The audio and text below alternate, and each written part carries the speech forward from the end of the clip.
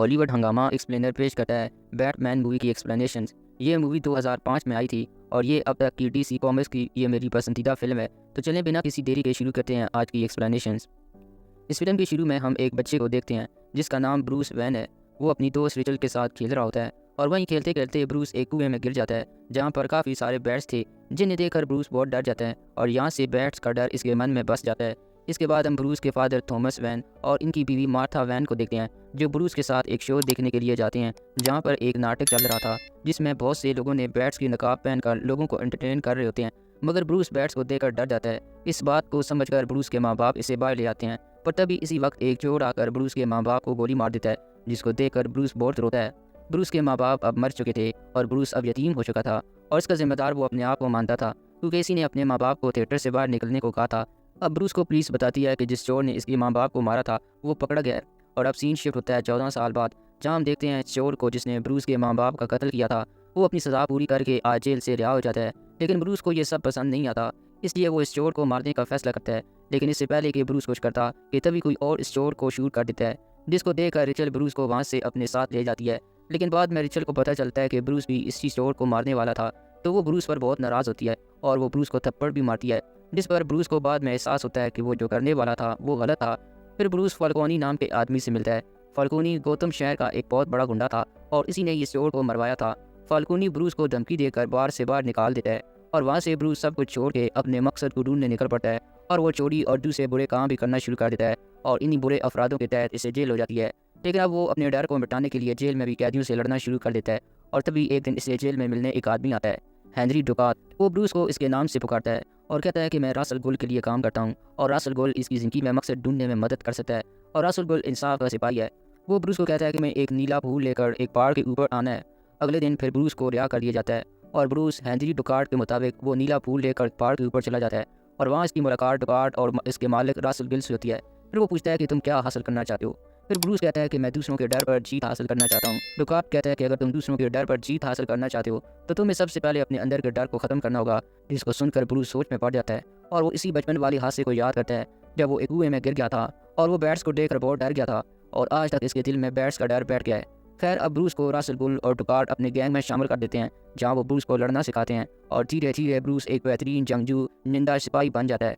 और इस ट्रेनिंग के आखिरी इम्तिहान में रासल गुल इसे एक आदमी को मारने के लिए कहता है और ब्रूस को ये भी वहाँ पता चलता है कि रासल गुल गौतम शहर को तबाह करने का प्लान बना रहे थे और ये करने से ब्रूस इनकार कर देता है और ब्रूस रासल गुल और इसके आदमियों पर हमला कर देता है और इनकी इस जगह को भी आग लगा देता है और रासल गुल को मार डालता है। और वहाँ से भागने के बाद ब्रूस अल्फ्रेड के साथ वापस गौतम शहर आ जाता है। अल्फ्रेड ब्रूस के फादर का पुराना मुलाजिम होता है और इसी ने बचपन से लेकर आज तक ब्रूस को इसी ने पाला था। अब हम रिचल को देखते हैं जो पीछे से एक वकील होती है। वो डॉक्टर क्राइन से बात करती है जो कि दरअसल फाल्कोनी का ही चेला था।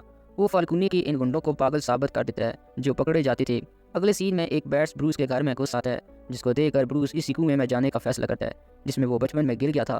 फिर ब्रूस इस कुएं में उतरता है और एक सुरंग के जरिए वो एक ज़मीन के नीचे एक बहुत बड़ी गुफा में पहुंच जाता है जहाँ पर बहुत सारे बैट्स इस पर हमला कर देते हैं। लेकिन ब्रूस ने अब अपने डर पर काबू पा लिया था।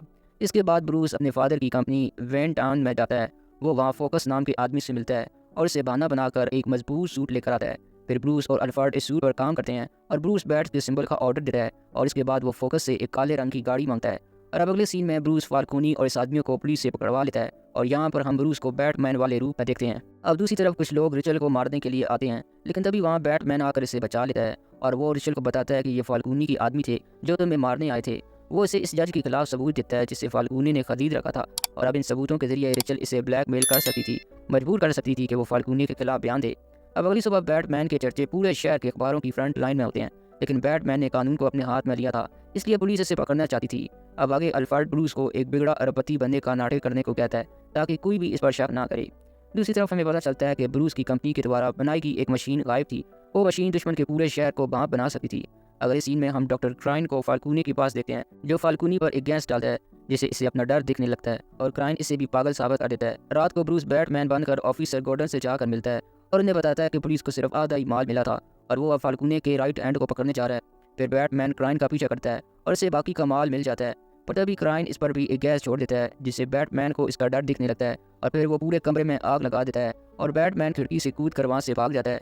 फिर फोकस इसे बताता है कि इस गैस में एक एलुसिनेशन पैदा करने वाला वायरस मिला हुआ था। इसके बाद फोकस ब्रूस को इसके आज के बर्थडे के बारे में बताता है, इसलिए रिचल भी इसे मिलने आई थी। तभी रिचल को एक फ़ोन कॉल आती है और इसे पता चलता है कि क्राइन ने फाल्कोनी को पागल खाने में मुंतकिल करवा दिया है। ये सुनकर रिचल क्राइन से मिलने जाती है, जहाँ क्राइन इसे बताता है कि वो ही ड्रग में मिलावट कर रहा है और इसने ये सारे ड्रग गौतम शहर की वाटर पाइप में मिला दिया है और इसके लिए इसने ये ब्रूस की कंपनी से वो मशीन चुराई है। ये सब सुनकर रिचल वहाँ से भागने की कोशिश करती है, लेकिन क्राइन इसे वही ड्रग भारी मिकदार में से सुंघा देता है। तभी वहाँ बैटमैन आकर सभी गुंडों को मारता है। फिर क्राइन इसे बताता है कि वो रसल गुल के लिए काम करता है।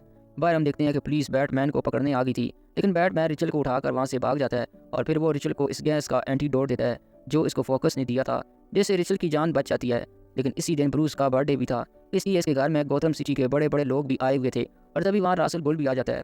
दोस्तों, यहाँ ब्रूस को पता चलता है कि रासल गुल जिसे ब्रूस ने मारा था वो डकार था और रासल गुल तो इसके सामने है। अब वो ब्रूस को धमकाता है कि वो अपनी ये पार्टी ख़त्म कर दे और यहाँ से सभी लोगों को जाने का कहे।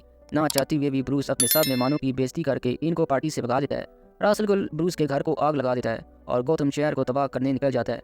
अब रासल गुल इस मशीन की मदद से पूरे शहर में वो गैस छोड़ देता है, जिससे पूरे शहर में अफरा तफरी मच जाती है और तभी ब्रूस बैटमैन के रूप में शहर को बचाने के लिए तैयार हो जाता है और रिचल इससे इसका नाम पूछती है। वो कहता है कि मेरा कोई नाम नहीं, मेरा काम ही मेरी पहचान है। दरअसल दोस्तों, ब्रूस ने ये बात रिचल को एक बार कही थी, जिसको सुनकर रिचल समझ जाती है कि ब्रूस ही बैटमैन है।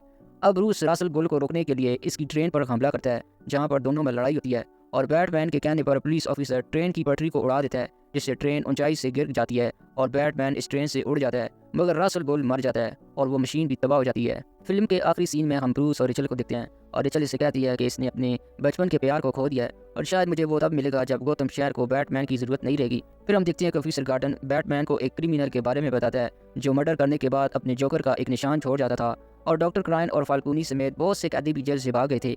और दोस्तों, बैटमैन की अगली मूवी में यही क्रिमिनल बैटमैन का अगला मिशन होगा। अगर आप इस फिल्म के अगले पार्ट की कहानी सुनना चाहते हैं तो चैनल को सब्सक्राइब करें और बेल आइकन पर क्लिक करें ताकि आपको आने वाली नई वीडियो की अपडेट मिल सके। फिलहाल के लिए इजाज़त दीजिए।